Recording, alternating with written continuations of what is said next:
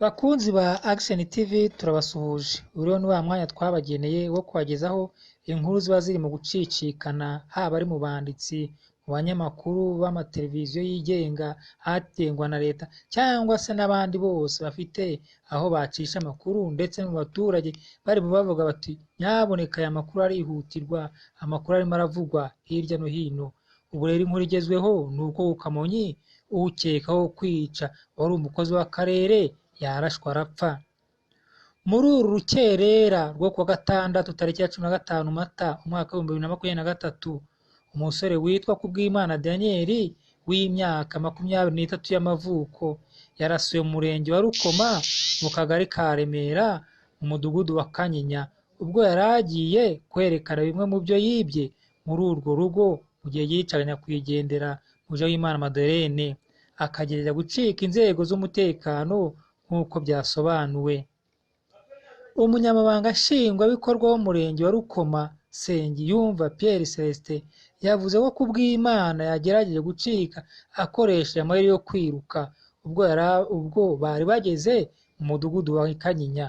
Polisi irasa amasasu abiri mu kirere imuburira ati nyaboneka Kubwimana urirukanka ujya hehe, nyaboneka wahagaze ukagaragaza ibintu ukazaryoza ibyo wakoze.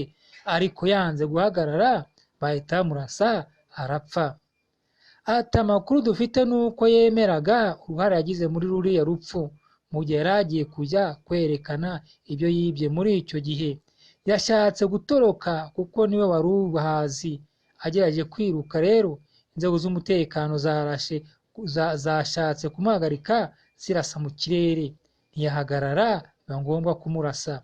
Umugizi wa nabi ashaka gutoroka, umugizi wa nabi ashaka gukizwa n'amaguru ngo yiruke acike inzego z'umutekano, bakarasa amasasu abiri bati nyaboneka wahagaze urirukanka ujya he, ariko akanga akavuga ati kibuno mpa amaguru, kugeza ubwo inzego z'umutekano zimurashe agapfa. Nsengiyumva Pierre Celestin uyobora umurenge wa Rukoma avuga ko Kubwimana yari umuntu usanganye imyitwarire itari myiza, kuko yari aherutse gufungurwa nabwo ku byaha by'imyitwarire mibi yari yarafungiwe. Arafunguwe. Nyaboneka abafunga n'abafungura muramenye, murajye mukenguza mureba muti ko uyu muntu afite imyitwarire mibi, imyitwarire ko idahwitse muri sosiyete y'Abanyarwanda, imyitwarire ko idahwitse. Nyaboneka mbese arafungurwa, arajya kuba hehe, arabana nande, arabaho gute, azakora iki? Ko kubafungura ari ugukora ibara. Ati umuryango we wababajwe n'imyitwarire ye idahwitse, kuko byagaragaye ko babajwe n'ubugizi bwa nabi yakoze akica Mujawiyezu Madeleine, umuryango wamwibarutse aho yavukiye. Nawe baravuze bati nyaboneka uyu mwana wacu yakoze ibara ubwo yicaga uriya Mujawiyezu Madeleine. Umurambo wa Kubwimana Daniel wahise ujyanwa mu ruhukiro rw'ibitaro bya Remera Rukoma. Ubuyobozi bw'inzego z'ibanze bwahumurije abaturage babwira ko umutekano urinzwe kandi ko batagomba guhishira ikibi igihe bakimenye, ndetse bakajya banatanga amakuru ku bagizi ba nabi ndetse n'uwo bakekaho ibikorwa nk'ibyo kugira ngo hakorwe iperereza. Umurambo wa Mujawiyezu Madeleine wari umukozi w'akarere ka Kamonyi ukora mu bijyanye n'isuku, tariki ya 30 Werurwe umwaka wa 2023, murumva yuko hari haciye tariki ya 30 Werurwe umwaka wa 2023 nibwo umurambo wa Mujawiyezu Madeleine umukozi w'akarere ka Kamonyi wari ushinzwe ibijyanye n'isuku wasanzwe mu nzu yabaga mu kagari ka Remera yitabye Imana. Umwari yitabye Imana, bavuga bati mbese uyu nyakwigendera azize iki, apfuye azira iki?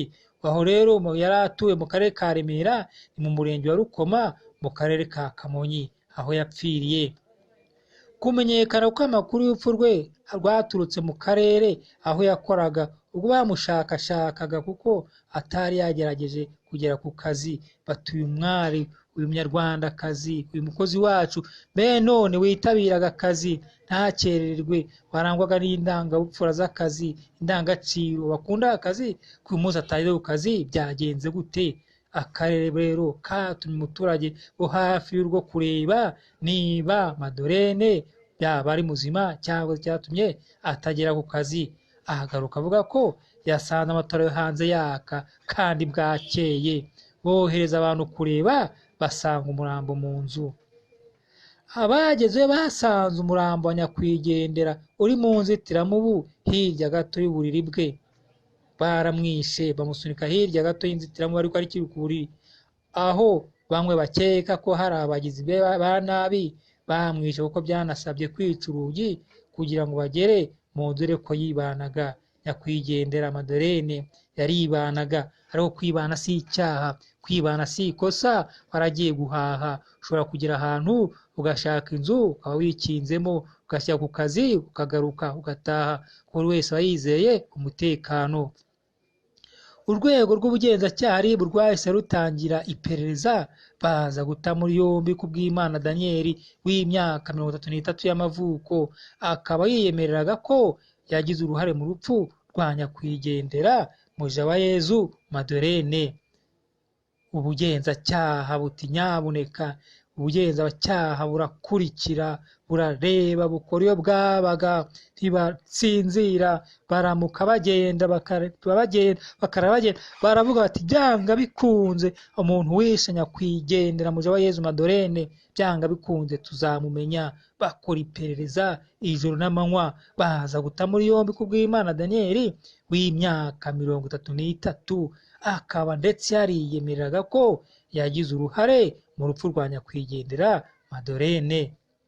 Mujawayezu wari wararokotse jenoside yakorewe abatutsi mu mwaka w'1994, yari yarapfushije n'umugabo we amusigira umwana umwe. Nyakwigendera Madolene yarokotse jenoside yakorewe abatutsi mu mwaka w'1994, none muri uku kwa gatatu ku itariki ya 30 umwaka w'2023 umugizi wa nabi aramwivugana, umugizi wa nabi aramwica, umugizi wa nabi umugizi wa nabi. Mujawayezu wari warokotse jenoside yakorewe abatutsi mu mwaka w'1994, yari yarapfushije umugabo. Nta mugabo yari afite, umugabo yari yaritabye Imana, ariko amusigira umwana umwe, ariko n'uwo mwana bakaba batabanaga. N'agahinda. Izi ni za nkuru z'ibara tujya tubabwira, izi ni za nkuru z'ibara tujya tuvuga uti umuntu yakoze ibara ariko aracyagendagenda muri sosiyete hirya no hino. Nyabuneka, umuntu wakoze amaraso, umuntu wisize amaraso ahora agambiriye kumena ayandi. Sinzi icyo umuntu yasobanura, ariko amahirwe nuko inzego z'umutekano zihari zizabadukiza, zikadukiza iryo bara, zikadukiza ayo mahano. Nyabuneka nawe muntu wese wabona umugizi wa nabi ntukamuhishire, ujye utanga amakuru. Uyu muntu turabona afite imyitwarire mibi, uyu muntu turabona adakwiriye kuba muri sosiyete. Banamufunga hasi iminsi bakamufungura, ariko nibura mujye muyatanga. Ahaba kabarore muti uyu muntu yakoraga nabi, ariko twari twababwiye. Ubwo rero murumva ko uyu nguyu nyakwigendera Mujawayezu Madolene yazize akarengane, yazize ubusa. Turakomeza rero tubakurikiranira inkuru. Ni inkuru ibabaje, ni inkuru y'incamugongo, ariko nibura ubwo wagize uruhare mu rupfu rwiwe yari yabonetse, nubwo nawe yashaka kwiruka bakamuraza agapfa, ariko nibura uwamwishe aramenyekanye. Mukomeze rero mukurikirana amakuru, tugenda tubagezaho uko ibi bigenda bikurikirana. Murakoze.